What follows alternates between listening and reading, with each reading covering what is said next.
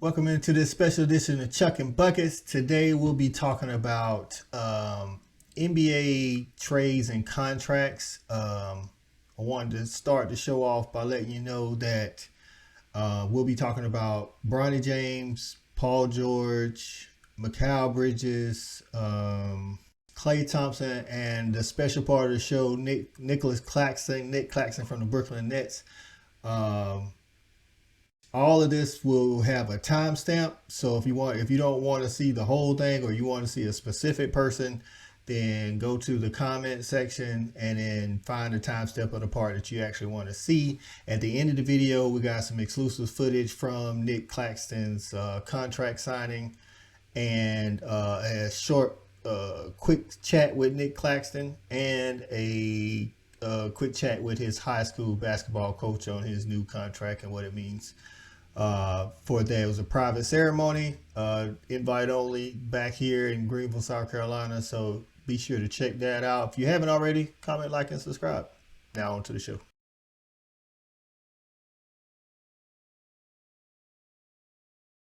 Welcome into a special episode of Chuckin Buckets. It's your boy Coach I, and y'all know I'm with my man KB. What's going on, Biddles?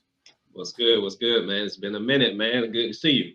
That's right, man. We trying to bring the people a little some exclusive stuff in the NBA world, man. Normally we got our guy Stat Guy. He's still with us, but this episode it'll be me and KB. We talk a little NBA trade, man, including NBA trades and contracts, man. It's that time of year for people to get that dough, KB. It's definitely that time, man. You got to see if your team gonna pull somebody off or not, or just be like me and the Lakers and not get nobody.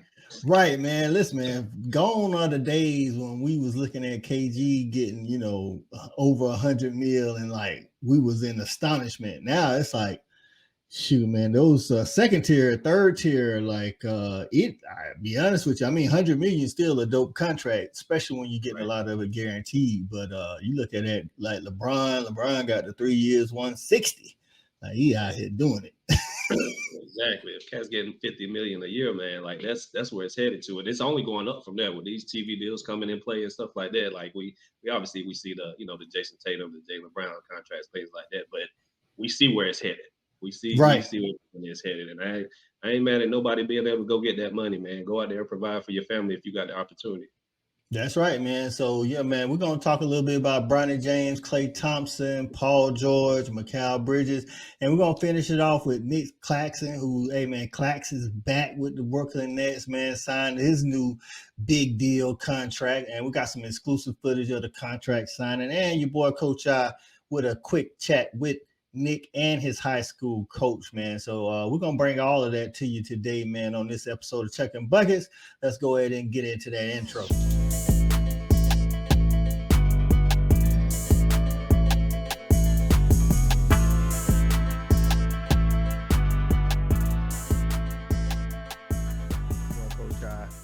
Chuckin Buckets, you know how we get down, man. Just to let you know, today's episode brought to you by Swipe Fast.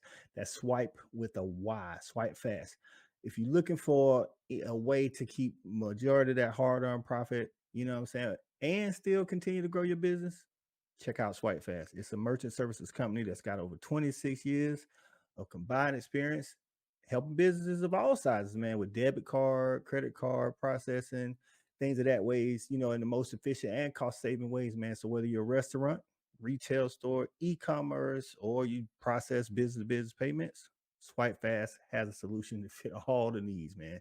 You can visit them at swipefast.com. That's swipe with a Y, fast.com.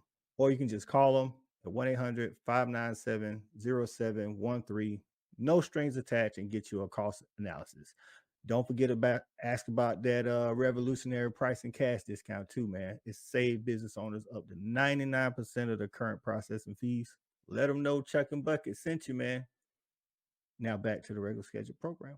All right, man, we back, man. Listen, it's Coach I and KB, man. Chuckin Buckets, special edition, talking NBA contracts and trades, how it's looking, man. First up on the docket, man, it's Bronny James. He's been the hot topic, KB. Hot topic. I know everybody, not everybody, but the majority of people like he didn't earn it. Is his dad. Listen, man, we both parents. all the parents out there, like regardless of how you feel about like whether he deserved it or not, y'all talking about it's only because of his dad. I would do the same thing for my child, KB. Man, 100%, 100%. If I've got an opportunity to put some words in somebody's ear to put my daughters in a better situation, I'm going to do it 100% of the time. Because what I do know in my life, like people have done that for me. You know what I'm saying?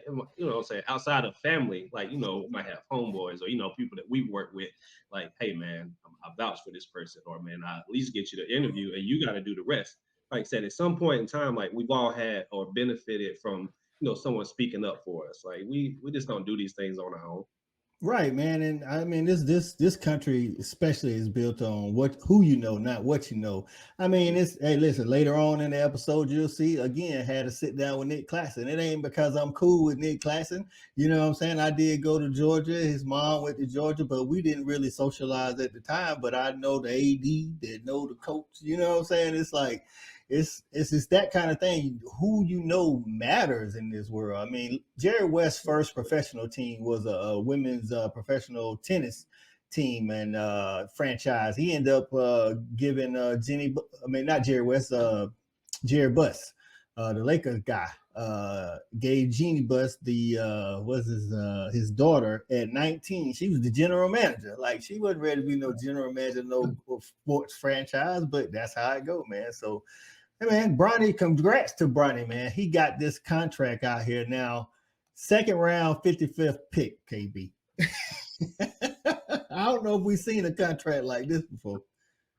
No, man, I had to do some research on that, man, on that fully guaranteed piece. Like I said, the dollar amount I think is, you know, right around the, you know, a good little spot dollar amount. But when we talk about fully guaranteed with that 4 years, like that's where it gets a little, hey, it's only one or two people out there that might have been in that second round or that 55th pick that even got something like that or close to that. With the ones that I found, they had up to 3 years kind of guaranteed, but it was still almost on a two-way deal here recently. But they also didn't get a guaranteed spot start the season, which Right. also Bronny got that as well. And yeah, again, can't be mad. Can't be mad if your daddy spoke up for you. You know what I'm saying?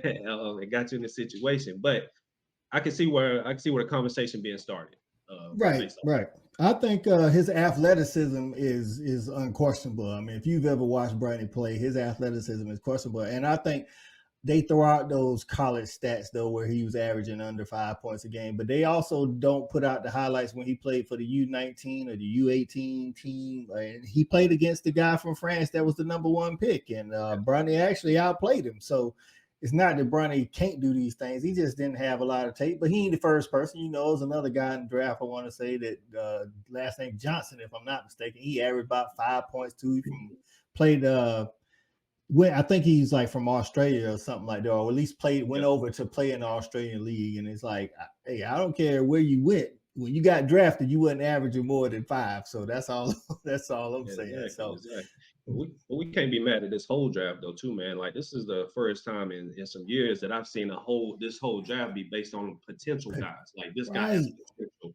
Like even late in the first round, like yeah, he's got potential. Like he ain't there yet, but he's got potential. Like normally in the past, like that first round, nah, he got it. You know what I'm saying? Like people right. coming. Lottery picks. You like Yeah, you banking on them yeah, dudes. Like this dude about to go in and start turning the franchise around. Now we hoping a couple of years from now that lottery picks are gonna hopefully help, like you say, yeah. based on that potential. But like you say, man, Bronny went 55th pick, man, 4 years, 7.9 with 5.4 of that million guaranteed. Lakers second round in 23 was Maxwell Lewis. He signed for a similar deal, 4 years, 7.6. So again, people make it a big deal about it because it's Bronny. You know, I get it. But last year, they won their second round pick, got about the same. Joker in 2015 signed 4 years, 5.5. Shout out to the stat guy for those numbers in 2015. But I think you hit it. The guaranteed part is bigger than what most people get guaranteed. You know what I'm saying? It is. Man, I'm gonna tell you something funny, man, that I was listening to It Is What It Is podcast with Cam and Mace. But man, Cam, he said this, man, it just hit me. He's like, man, people really mad because they daddy wasn't shit. You know what I'm saying? You can't be mad at, you know what I'm saying, if your daddy vouched for you and he was successful, so that made you successful, right? Or you know, gave you the opportunity to be Right. successful. But really, cats out here mad. You should be mad at your daddy. You'll say you should be mad at your mom that not being able to put you in some type of, you know, a position. Not saying it's got to be an NBA position or anything Right. like that. But, you know, things for life. You know what I'm saying? And some of the examples that they use is like the, you know, the folks from Walmart, right? You know what I'm saying? The folks Mhm. from Walmart, Oh, like the Walton family. Yeah. family, you got the Hilton family, things like you just talked about the Laker organization.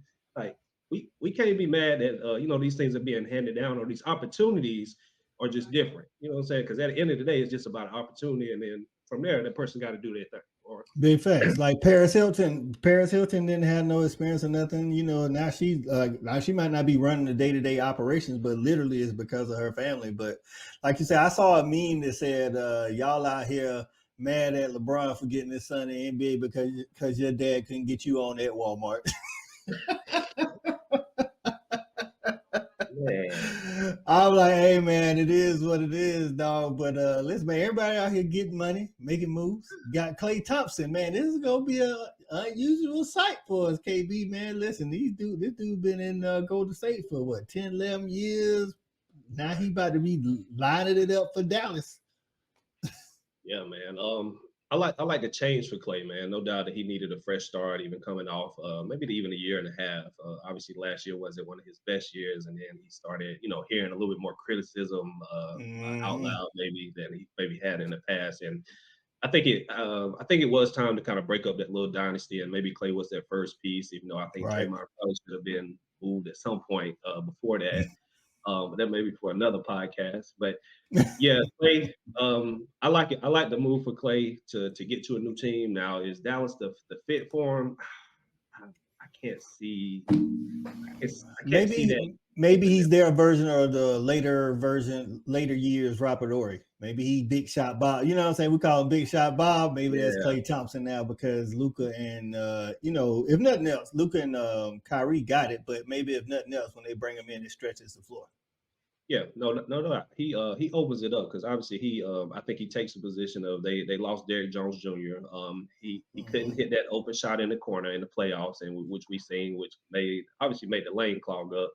So they moved that, but they lose some defensive side with Derrick Jones Jr. And that's the piece where I'm like, man, is it really a wash just because we getting Clay to knock down a three, but we Clay giving up six on the other side? You know what I'm saying? Like that's the piece that I'm like, did they really get better? But no doubt he opens up the lane for him. He allows Kyrie to drive, Luca to drive, and you know maybe that's their game plan, man, and kind of play more pick and roll through Lively, man, so he can get some more dunks. Maybe if he's in like a spot duty, like I say, like a Robert Ory or whatever, late in the career, maybe. And we all know Clay has always been known for his defense, injuries, setbacks, or whatever. But maybe if he's in because of limited duty, he might be able to make those you know, stops when he need to. You know what I'm saying? Maybe you can't ask him to do it 30 minutes a game. I can tell you that. But Right, right. maybe if he's spot duty in, you know, 15, 20 minutes a game, he can hit that corner shot and maybe make some stops here and there. He's probably going to turn into a help side defender more so than an on ball defender. Think so because I do think the Mavs just needed some more defense at the end of the day. Because at the end of the day, you gotta say like, okay, I gotta stop Ant, I gotta Right. stop Fox, I gotta stop Curry, I gotta stop even Joker down low. But when we talk about guards in the West, we gotta stop Shea. Like, did we get somebody to stop any of those? When we talk about Luka not playing defense in the playoffs, we Bruh. obviously know Kyrie ain't playing defense in the playoffs. Like at guard, we didn't get no better. Oh man, that's gonna be tough. Clay may have to play some fours. To be honest with you, you know, somebody that ain't running around as much. I don't know, but you're right. That defense, they definitely didn't upgrade. You know, in the defensive department. So maybe also to bring him over as that championship mindset. You know, to help in the locker room. I know Kyrie's there, but Kyrie might need somebody to come back up his points. You know what I'm saying? So Mhm. we'll see how that turn out, man. On the other coast, man, you got Paul George moving from coast to coast, moving from, you know, the Clippers all the way out. I mean, he literally went coast to coast, going to Philly. I think this was a pretty underrated move right here by Philly, man. like it, man. I like it, man. They needed somebody that can kind of fill in when Embiid maybe hurt, because we know he's kind of injury prone. But I think that takes some minutes off of Embiid too, because even the way he was playing last year, I mean, 35, 38 minutes, like he shouldn't be doing that all season. You know what I'm saying? Just to Hmm. carry the team. Which he definitely can. But as these big men get older, we know they're gonna get injury prone. We know they need less minutes on the knees, legs, whatever it looks like. But I can see Paul George just fitting right in and just being able to carry the team, even though Maxi's coming into his own. And I love Maxi's game, but he can't do it by himself when Embiid is out. So we've seen Maxi go off, but they still ended up in losses. Is the unfortunate thing. Right. But they're trying We've to replace. seen to that point. We've seen PG, have to carry the team or whatever when Kawhi was out or whatever. So now he Mhm. got them young legs and Maxi. Sixers signed him 4 years, 212 million. They definitely believe that he could come in and be that second guy, especially, and maybe they even try to load manage Embiid a little bit more. I know you got those minimum threshold amount of games. I want to say it's 65 or something, so you can be eligible for awards or whatever. But maybe once he, getting closer to the time to playoffs and he done hit that 65, they might be able to sit him if he don't get hurt, or if he gets hurt, Paul George is there to carry him until he come back. So, Yeah. I mean, what's crazy is him and George and Embiid are kind of on similar deals now. You know what I'm saying? It's that 4 years, 212, and that 200 million type thing. So, Stat Guy gave us a little something, says about 8 mil over the entire contract off the money that Cat and Booker are making. So, Mhm.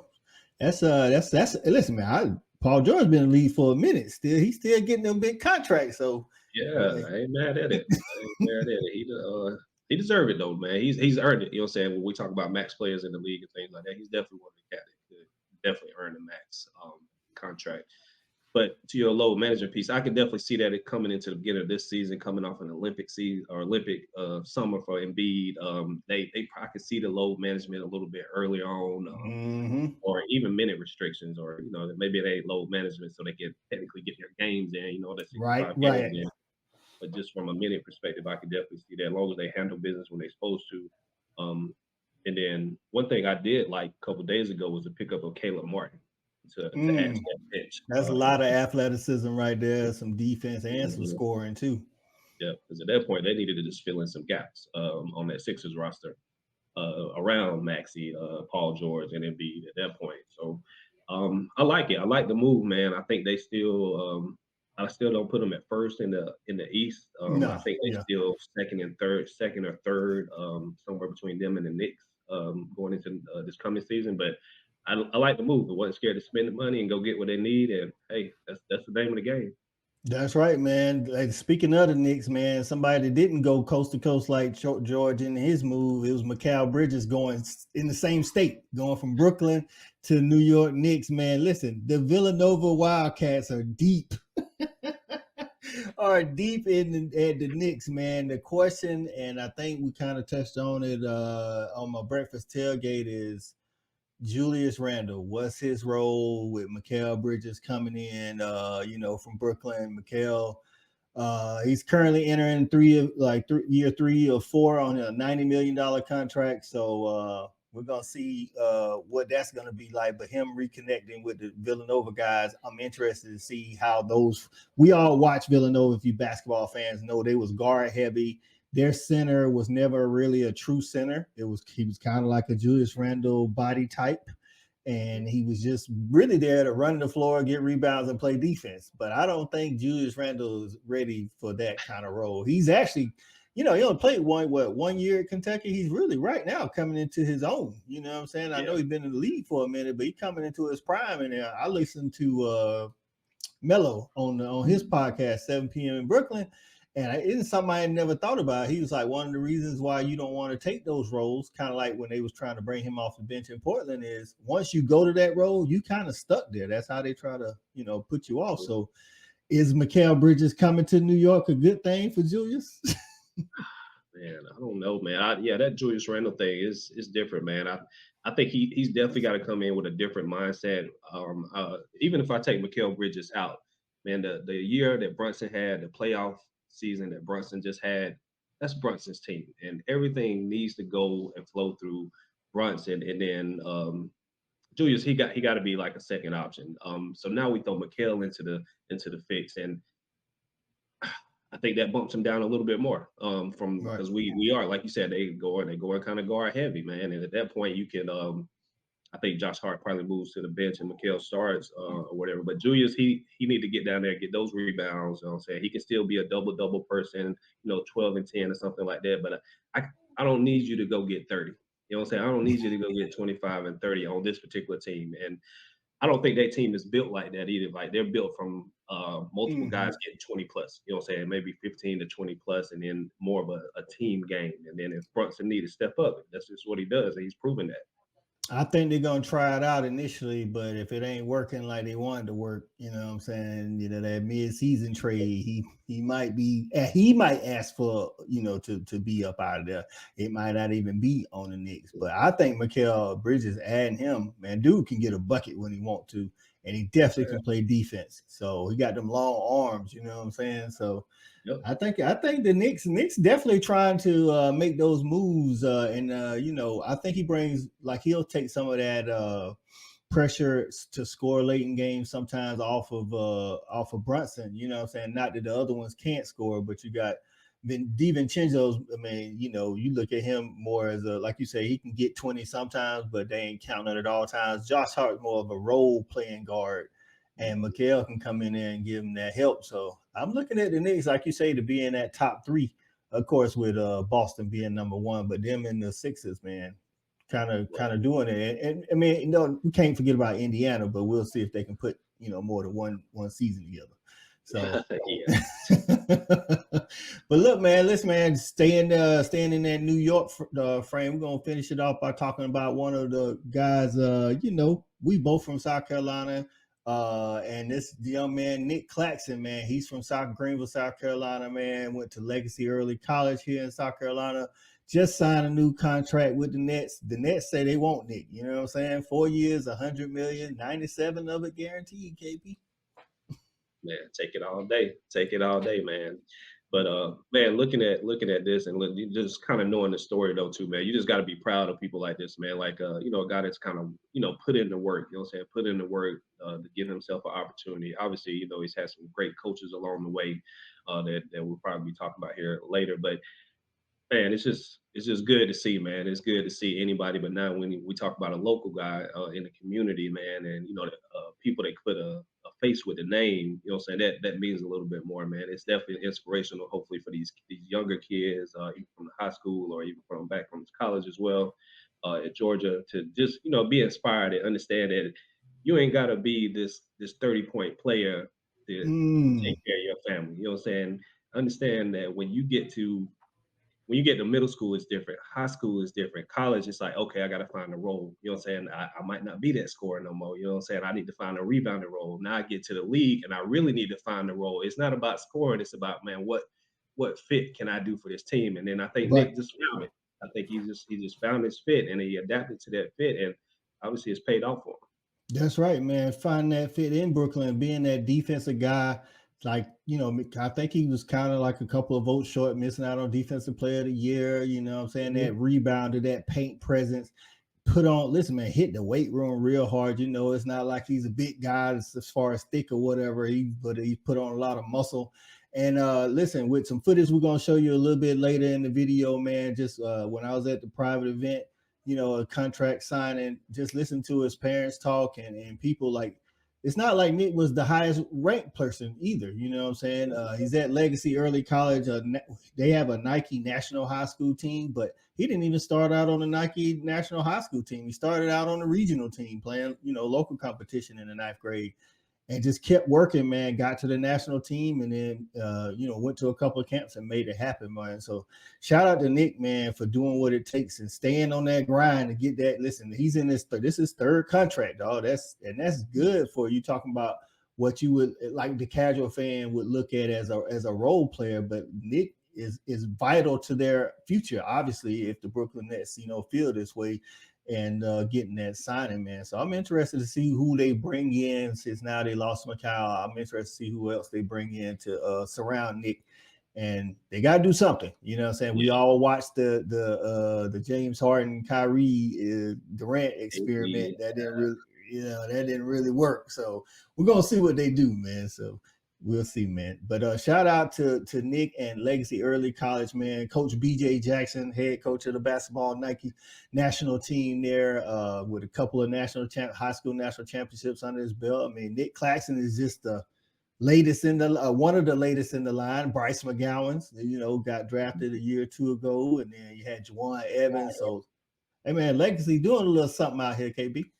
No, they definitely put their stamp in the area, man, and now it's more a stamp on a national level too, when you can actually put cats in the league, or basically, and I hate to say put cats in the league, but it's really giving these guys the opportunity that they want to have, being able to live out their dream, right?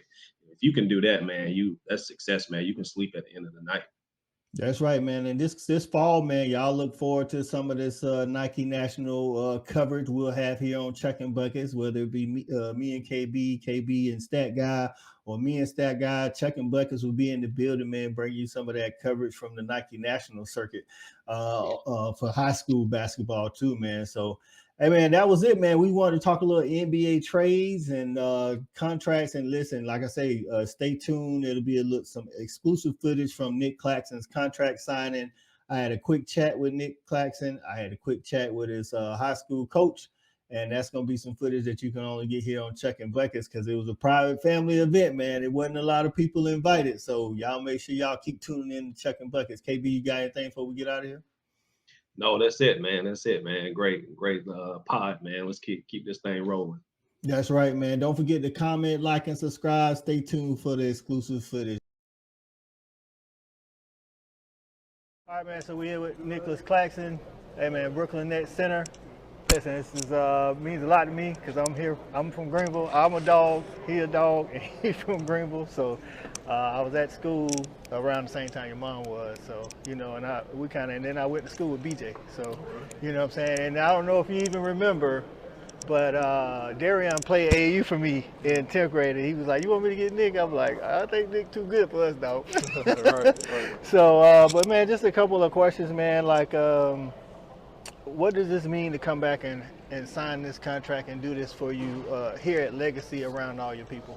Man, it means everything. I'm extremely thankful to be here. Like, growing up here in Greenville, going to Legacy all 4 years, I'm thankful. Like, this is where I wanted to come back to where it all started and just be true to my roots, and we're here. Man, this is big time, because like you said in your speech, man, you didn't do this in Brooklyn. It's a bigger market than Greenville, and you come back and do here. So we definitely appreciate that. What kind of legacy do you hope to leave behind, after being in the NBA, getting to your third contract? You know what I'm saying? Yeah, I mean, just the guy that, I kept God first, kept my family first, and then a guy that just continued to get better throughout my career. I want to continue to climb, continue to perfect my craft, and who knows how far I can take it. And my goal has always just been to maximize my potential as a basketball player and as a human being. Okay. Now, what kind of things do you do with your platform to promote positivity in the community and things of that nature?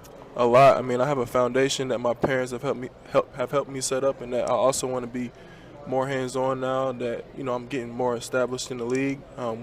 We help send teams to the Virgin Islands. Like, we have a team here going to St. Croix to play in a tournament, and we do want to continue do things around Thanksgiving, around the holidays, and just all throughout the year, just helping out and in my community any way that I can, whether that's in New York or here in South Carolina. Okay. And then last but not least, but what advice would you give to the young athletes trying to reach their goals, and whether it be NBA or anything else? Advice that I would give, like I said earlier, just continue to stick to the work, continue to grind, keep good people in your circle, listen to your guardians, the people that genuinely care about you, that genuinely have love for you.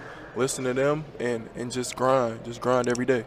Appreciate it, man. Thank you, man. Appreciate you, Nic. Thank you. Congratulations, man. Go Dogs. Go Dogs.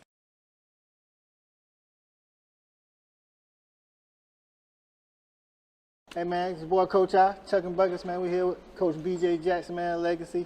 Listen, we're here on a momentous occasion for Legacy and for Nic Claxton, and this is his high school coach. BJ, What is it, man? How you feel, man?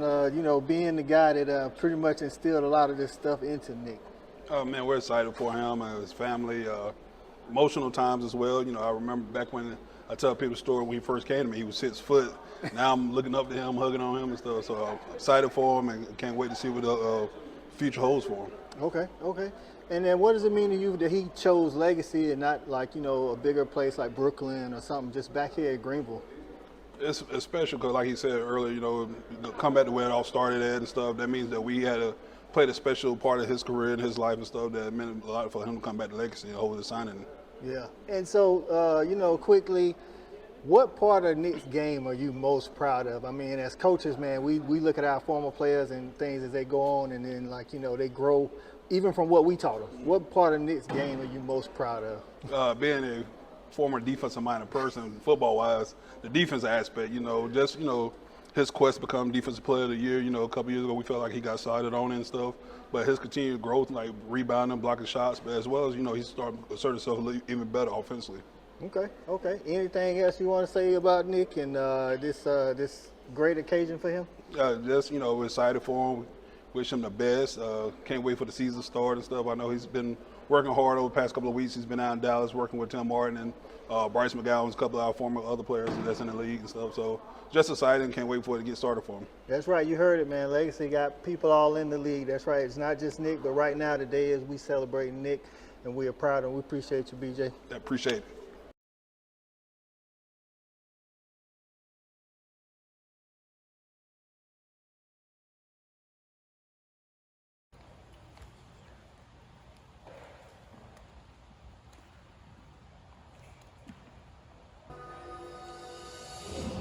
Sports always played an integral part in my life. My dad, honestly, he had basketball all around the house. He kind of brainwashed me, and I just picked it up and fell in love with it. From a young age, he used to kind of lay on my chest and drink a chocolate milk and watch basketball with me. And he would just be very attentive when he played basketball. His dad coached him until he got to 9th grade. Throughout those formative years, it's really good that he had dad coaching him. I owe a lot to my dad because that prepared me for high school and really just in life. It's not always going to be easy, but having him always hold me accountable, it was big for me, and it really helped catapult me to where I am today. He had a real strong work ethic. Didn't want his kids to get in the gym 5 o'clock in the morning. Sometimes, come in early, stay late, trying to come in the weekend so he master his craft. Jordan was huge. He believed every day. Being able to see him with that G on his chest and dad's number, like just the perfect storm, right? And he decided to say he wants to start the clock for his NBA career. When he was named finally got called, which is like a surreal moment before I could change forever. Well, Nicholas, we want to let you know that we are so proud of you, and we are so looking forward to the next chapter. You've done a great job, and all the work and dedication is paying off. I'm very proud of you. Love you, son. We love you, baby. Brooklyn, just know that I'm ready to be the warrior to the best player in the country. Nic is a very high number, pretty versatile athlete here. But we have a development plan for him. When you're barely 20 years old, he's got a long way to go. That's exciting for us. I'm just going to hoop wherever I am, whether it's Long Island, whether it's in Brooklyn. I'm just do what I can to become better. And, at the end of the day, I know I'm here in the NBA for a long time. There's no mystery to success in the NBA. It's about your work habits. It's about your commitment. Are you about the team? Are you about the right things? It takes focus. It takes instinct. It takes work. Nic has been willing to do all of those things and has those attributes. I'm just opposed to the challenges and just trying to be as smart as fast as I can. Nic Claxton, the weight room is staying off. I mean, honestly, big goal of mine is to be defensive player of the year.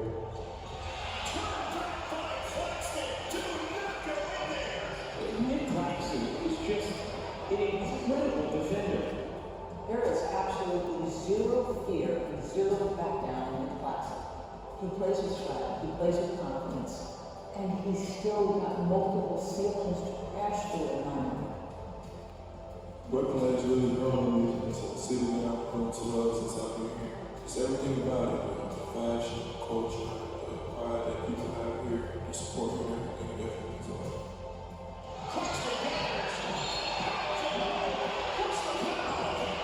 It was very obvious that he was taking a lead. He's been terrific.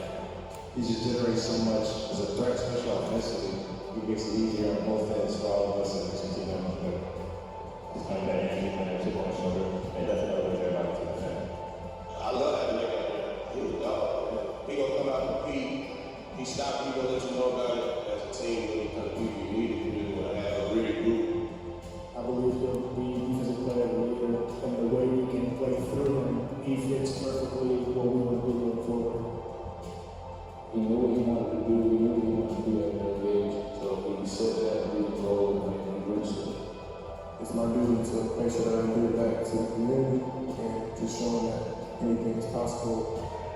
And I just thank God that he has this opportunity and he has really just excelled and relished in the moment, and he's just thankful every day for the opportunity that has been given to him.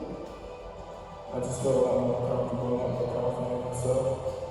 Everything that I've had to overcome over these past few years, you know, I always had to come out and just have that chip on your shoulder. And for me, it's just having that underdog mentality every time that I step on the court, whether it's in practice, whether it's in the game. And just prove to myself that I'm the one.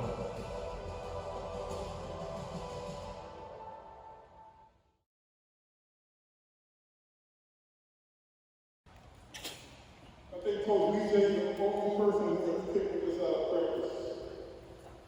Congratulations.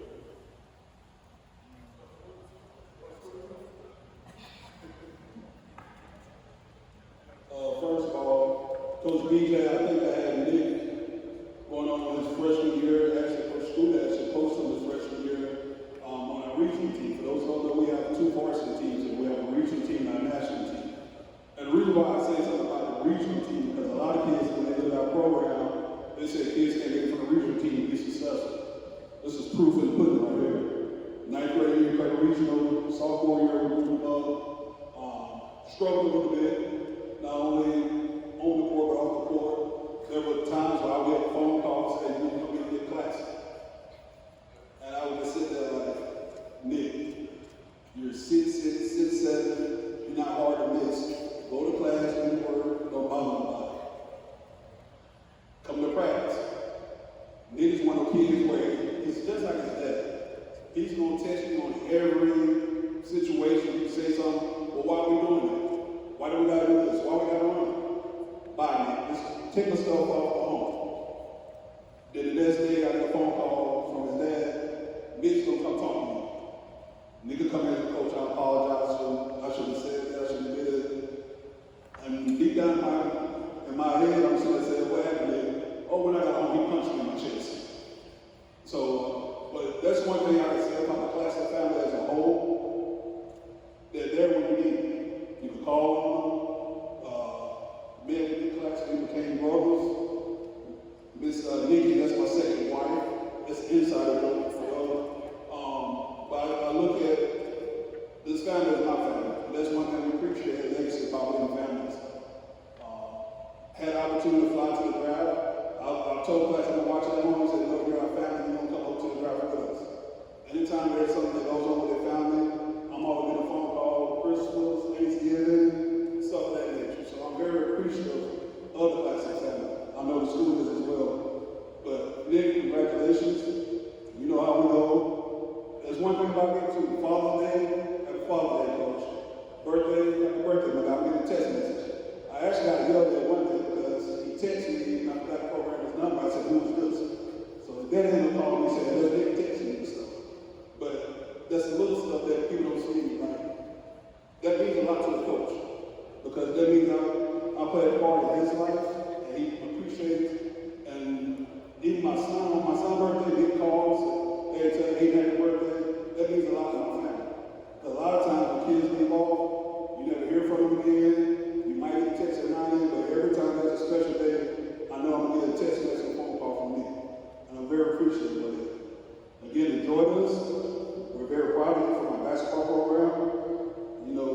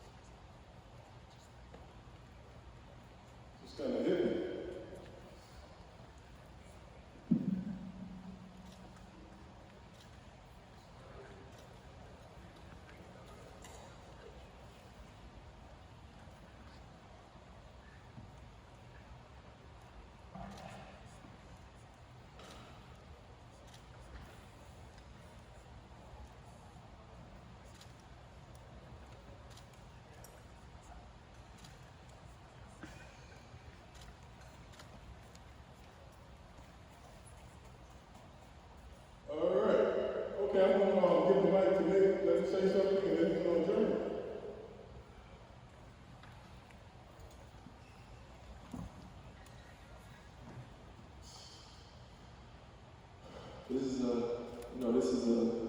astronomical moment right now.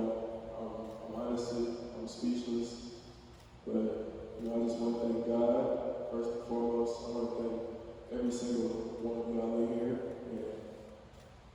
And this is a very intimate setting. This is how we want it. I'm appreciative of everybody here. I'm appreciative of this moment. Growing up here in Greenville, South Carolina, and this is a very special moment to me. I wanted to have this moment here with all of y'all. I want to be in Brooklyn or anywhere else. I want to be here where I feel like the journey all started as far as being in Greenville, being in Legacy. It definitely wasn't easy. It wasn't easy. I grinded, I worked, I dedicated, honestly, my whole entire life to being in this position. And I had no idea that I would be here. No idea. I kept faith. I kept grinding. And man, look how far we've come. I remember waking up and working out with Coach Monty. I remember getting kicked out of practices. I remember kids being a lot more athletic than me. I remember everything. I remember everything. And I just stuck with the work. And that just goes to show for anybody here, just stick with the work. I don't know what it is you're trying to achieve in life, but just stick to the work. Keep the right people in your circle, and you can achieve anything you really put your mind to. Just stick to the work. I know it sounds cliche, but we can do anything. And look about your legacy, just being here, the 6 a.m. workouts, sticking to the grind, sticking to that same grind in college, and even when I got to the league, fighting through injuries, fighting through them, bringing more players in, over me, that are older than me, and like I said, I stuck to the grind, and I'm here. I'm extremely, extremely, extremely blessed and thankful that I'm here. I'm extremely, extremely thankful for every single person here, because without my close circle, my close friends, my family, my coaches, from AAU to high school to college I'm thankful. So everybody here, let's not take these moments for granted. And I want to continue to inspire people. I want to continue to inspire everybody here to just go after what you want in life. And don't stop for anything. Don't stop if you're injured. Don't stop if people tell you you can't achieve this. Just keep going. And like I said, I'm thankful, and I appreciate everybody being here.